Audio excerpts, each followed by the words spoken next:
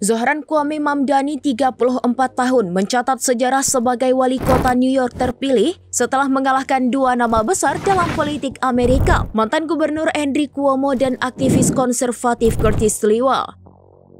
Politikus yang diusung Partai Demokrat tersebut meraih kemenangan telak dalam pemilihan yang digelar pada Selasa 4 November 2025 waktu setempat.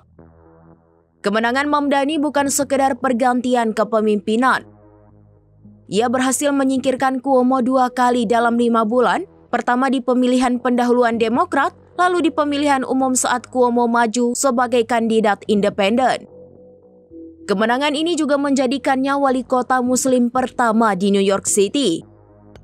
Mamdani juga merupakan wali kota Asia Selatan pertama dan wali kota termuda dalam lebih dari 1 abad.